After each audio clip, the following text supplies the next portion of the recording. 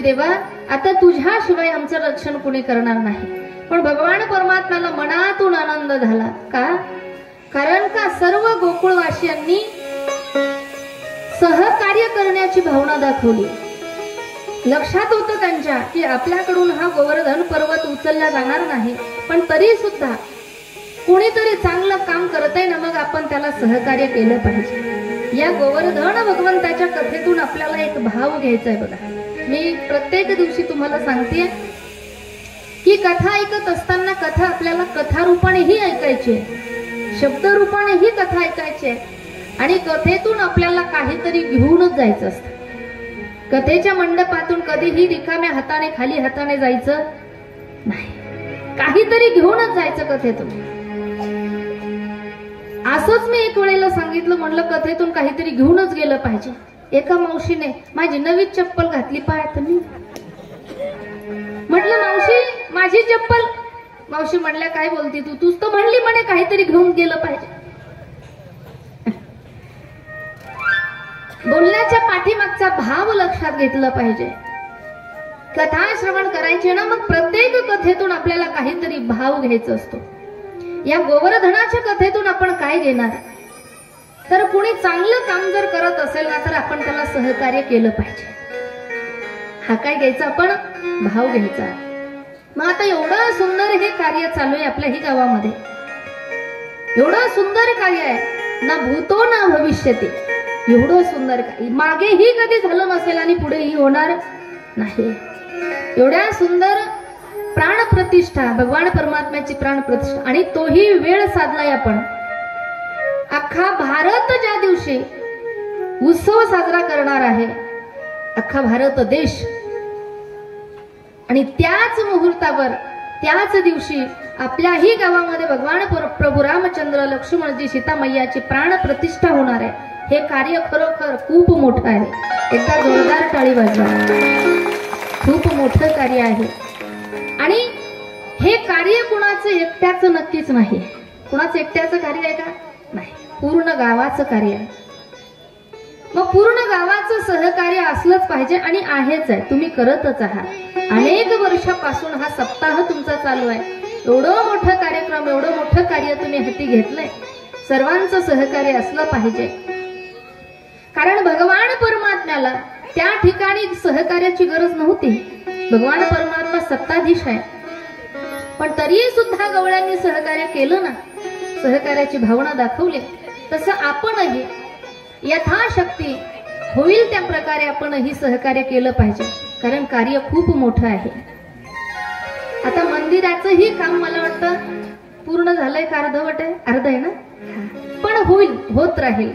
तुमचं सगळ्या गावाचं जर सहकार्य असेल तर आता भगवान परमात्मा आलेत म्हटल्यानंतर तुम्हाला काही झाले रामराजे आता काय उणे आम्हाशी, नाही का? राम प्रभूची मूर्ती, स्वतः राम प्रभू आपल्या गावामध्ये विराजमान झालेत. आता आपल्याला काही उण राहणार नाही, आपल्याला काही कमी राहणार नाही. कारण संत महात्मे सांगतात की धरणी धरी पिके गायी ओळल्या म्हशी. आता आपली धरणी मैया ही आपल्याला पीक देणार आहे आणि भरभरून देणार आहे. कारण का आता प्रभू रामचंद्राचं राज्य आलेलं आहे. सर्वांनी आनंद उत्सव त्या ठिकाणी आपण सर्वच जण या ठिकाणी साजरा करत आहोत. सहकार्य सर्व गाव या ठिकाणी करत आहे. ज्यांनी ज्यांनी सहकार्य केलं असेल त्यांनाही मनापासून धन्यवाद आहे, मनापासून धन्यवाद. कारण सर्वांच्या सहकार्याशिवाय एवढं मोठं कार्य होऊ शकत नाही. आणि ज्यांचं ज्यांचं बाकी असेल अजून, काय म्हणतात ना, वर्गणी म्हणा, काय असेल म्हणा, हा जी काही तुमची इच्छा असेल, जे काही बाकी असेल, तीही सर्वांनी अगदी आता 2 दिवसामध्ये, पर्व काल आहे आपल्या सप्ताहाचा, नाही का? पर्व सगळ्यांचे पगार करायचे तुम्हाला. ज्यांचे ज्यांचे आता तुम्ही म्हणतात कमिटीवाल्यांनी सांगितलं काय, मग कोणाची अजून भेट पण नाही बरं का. नाही तर होतं कधी कधी बोलली म्हणजे हिला कोणतरी सांगितलंच असं काही नाहीये.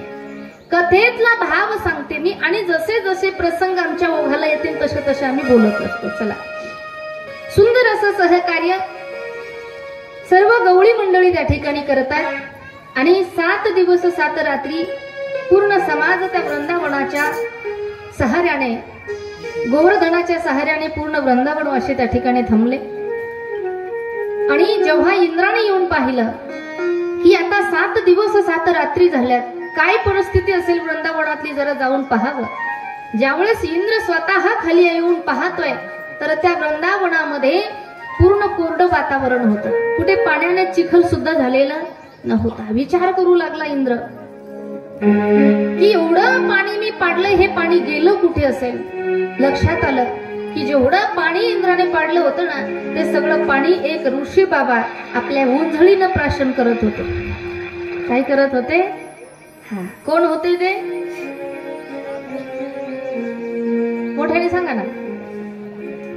खरं असेल की नाही, खरं असेल की नाही भीती वाटते. किती वर्ष झाले बरं भागवत कथा ऐकतो आपण? बाबा किती वर्ष झाले भागवत कथा आहे? हा, 3रं वर्ष आहे फक्त. हा भागवताचं 3रं वर्ष आहे. ठीक आहे, 3 वर्ष झाले आपण भागवत ऐकतोय. काय शिकलो बरं आपण भागवतातून?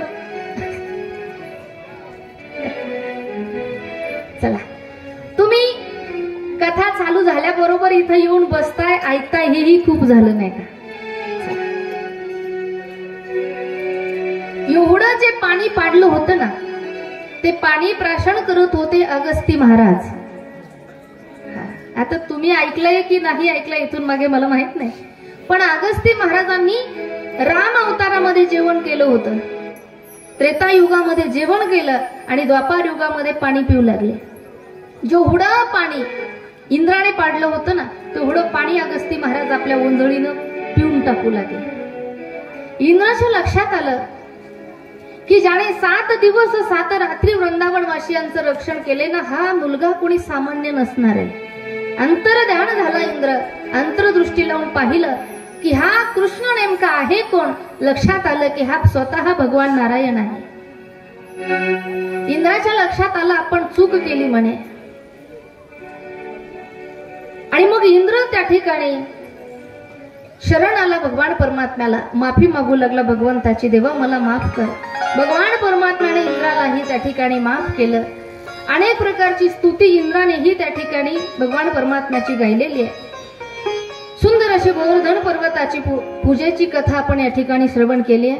अनेक सुंदर सुंदर कथा या भागवत ग्रंथातून आपल्याला पाहायच्या आहेत. एक वेळेचा प्रसंग आहे की ज्या वेळेला भगवान